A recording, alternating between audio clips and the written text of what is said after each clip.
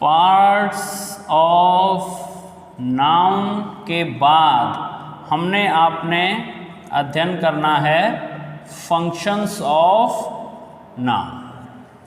Functions of noun, या ये देख लीजिए कि कितने प्रकार के जो केस होते हैं उन्हीं केसेस के हिसाब से और जो हमारा नाउन है वो कैसे यूज होता है। तो देखिए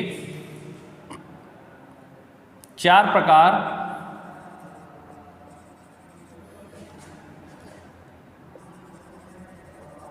There are 4 types of cases. Number 1,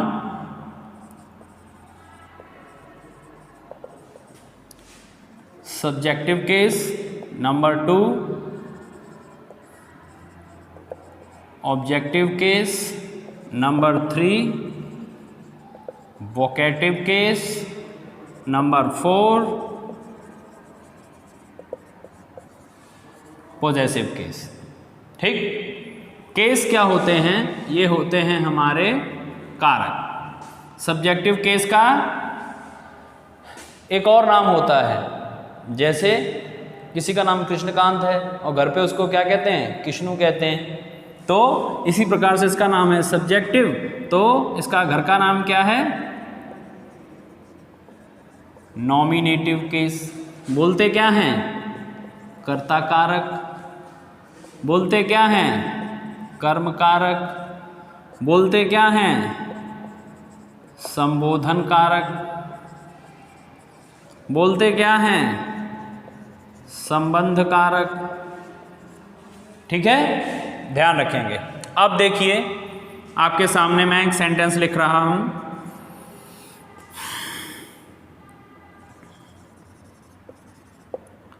Ram is a good boy. Ram is a good boy. Ram क्या है? अब देखिए अगर कोई पूछे कि पार्ट्स ऑफ नाउन में से राम क्या है, तो ये प्रॉपर नाउन है।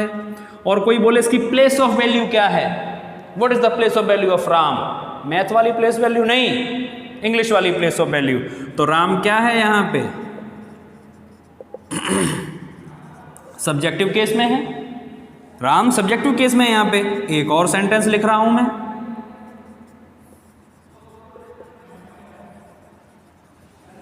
I am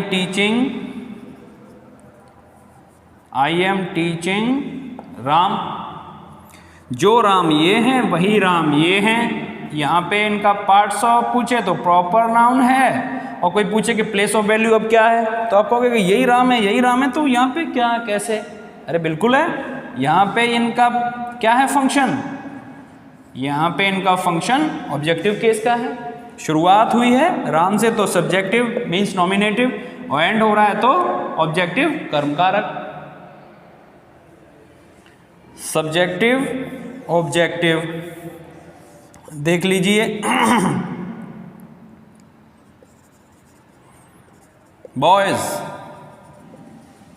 come here. Boys come here, संबोधन कर रहे हैं। बॉयज कम हेयर, संबोधन कर दिया तो वोकेटिव। ये क्या हो गया? वोकेटिव। मेन, जो मेन केस है आपका वो क्या है? Possessive case. The main thing is possessive case. बहुत इंपॉर्टेंट है और अक्सर कॉमन एरर यहां से आता ही आता है, so be careful. Okay, possessive case जैसे मैं कहूं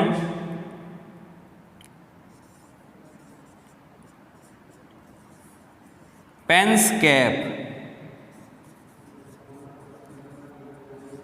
लकीज बुक। क्या बताया था मैंने? संबंध। तो क्या है? पेन से कैप का संबंध, लक्की से किताब का संबंध। पेन से कैप का संबंध, लक्की से किताब का संबंध। तो देखिए मैं इसको थोड़ा सा डिटेल कर दूं। इतना सब क्लियर है? देखिए एक दो और इम्पॉर्टेंट चीज है वो आपने जरूर सीखनी है। अक्सर मैंने देखा है स्टूडेंट्स को एक दिक्कत और आती है, जो मैंने एक विश्लेषण किया है, परखा है। वो ऑब्जेक्ट में बड़ी दिक्कत महसूस करते हैं, कहते हैं ऑब्जेक्ट। तो there are two types of object, there are two types of object. देखिए कौन से, direct object and the second one is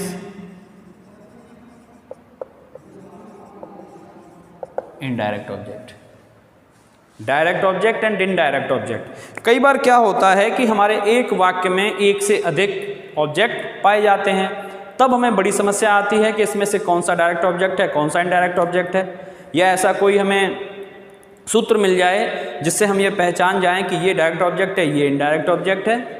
बिना किसी परेशानी के हम उसको ढूंढ लें, बिल्कुल ढूंढ सकते हैं, बिल्कुल ढूंढ सकते हैं। क्रिया में क्या शब्द जोड़ दीजिए, जो उत्तर प्राप्त होगा वो क्या होगा, डायरेक्ट ऑब्जेक्ट होगा।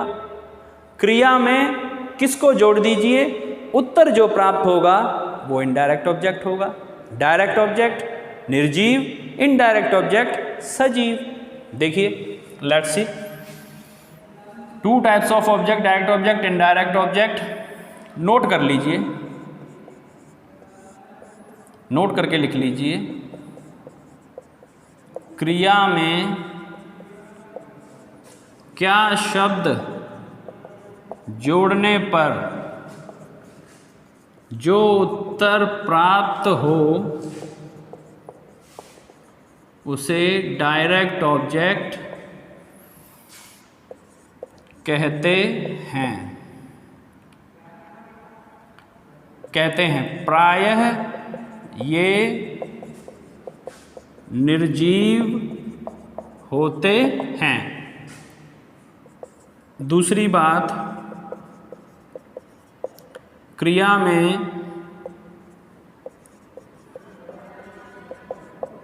किसको शब्द जोड़ने पर जो उत्तर प्राप्त हो उसे इनडायरेक्ट ऑब्जेक्ट कहते हैं। लेट्स सी, देखिए ये दोनों चीजें एक वाक्य में कैसे पहचानेंगे आप और हम।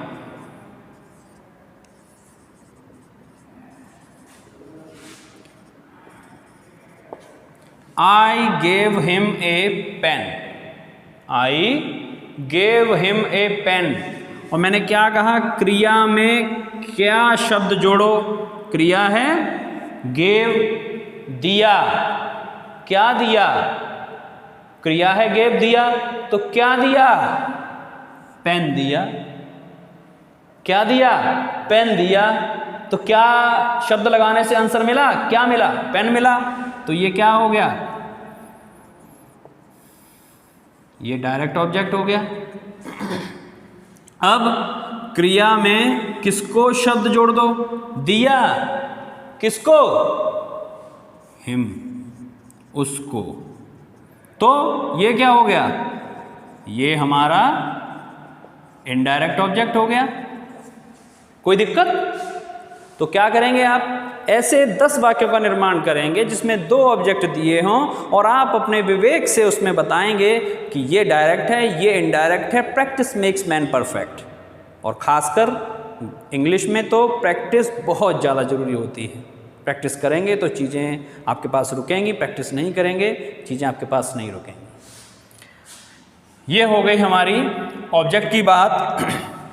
अब एक इम्पॉर्टेंट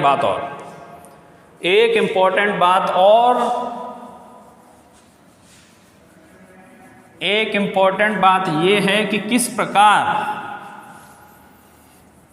किस प्रकार हम पॉजेसिव केस में देखेंगे नई नई चीज़ें। कि सबसे बड़ी दिक्कत आती है कि एपोस्ट्रोफी एस का यूज़ कहाँ करें, ऑफ का यूज़ कहाँ करें, और ये पॉजेसिव केस के एरर अक्सर बनते ही हैं। तो जैसे देखिए, पहले समझ लीजिए या रूल के तरीके से नहीं, मैं आपको वैसे समझा दूंगा। देखिए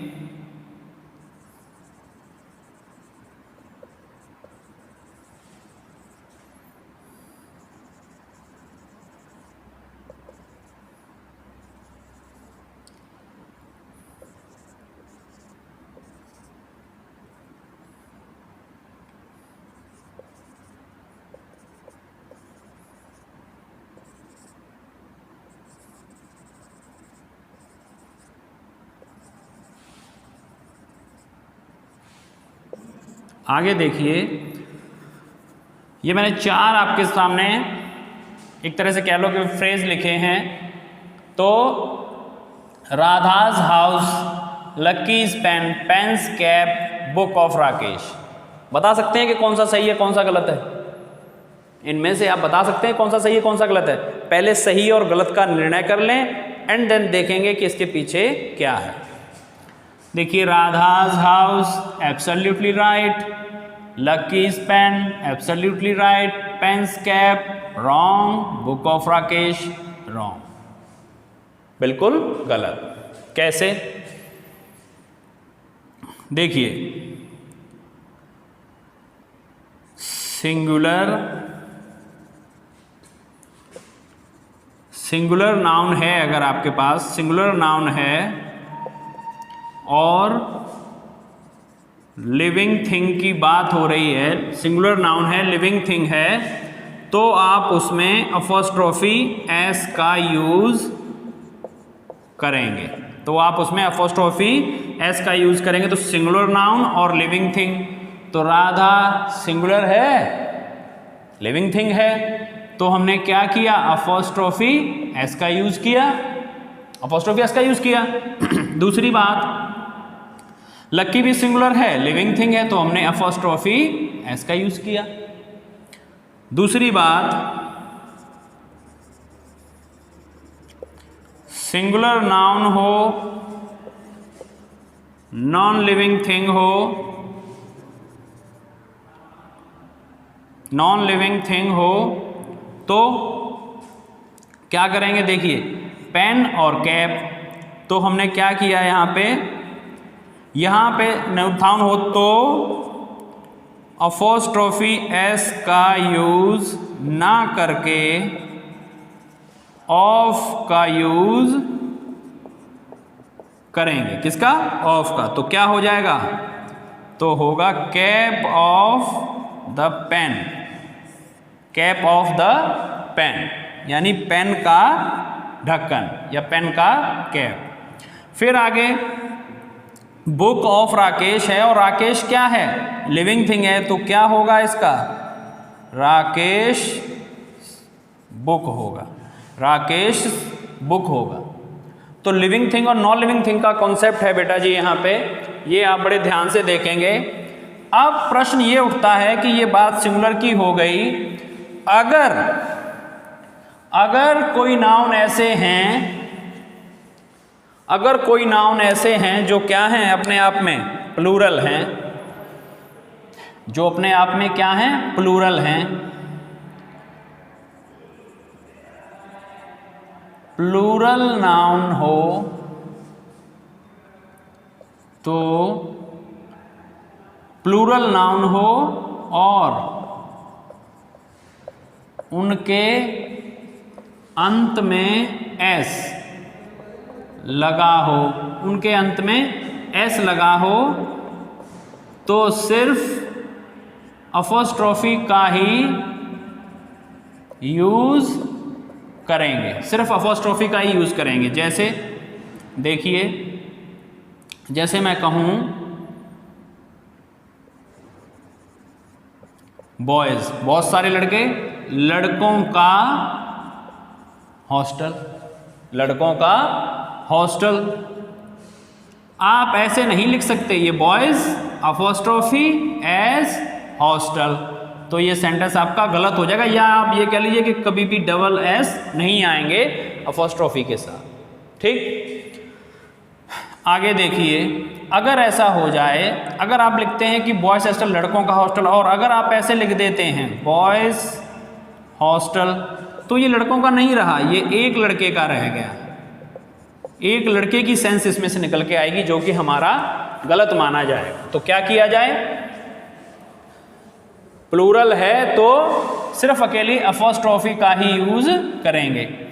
किंतु अगर ऐसा हो जाए प्लूरल नाउन हो और उनके अंत में एस ना लगा हो, उनके अंत में एस ना लगा हो, तो आप क्या करेंगे, तो अपोस्ट्रोफी और एस का ही यूज करेंगे। कैसे, लेट्स सी।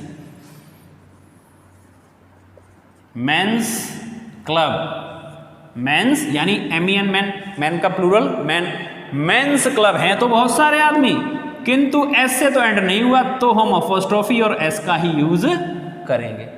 ठीक है, जैसे चिल्ड्रंस टॉयज, बच्चों के खिलौने, बहुत सारे बच्चे हैं लेकिन एस से तो एंड नहीं हुआ तो हमने अपोस्ट्रोफी और एस लगा दिया, तो हमने अपोस्ट्रोफी एस लगा दिया। तो इस प्रकार से बहुत सारे बच्चे, ये बहुत सारे आदमी, इस प्रकार से हमने यूज कर लिया। अब आगे एक दो इंपॉर्टेंट चीजें हैं वो मैं आपको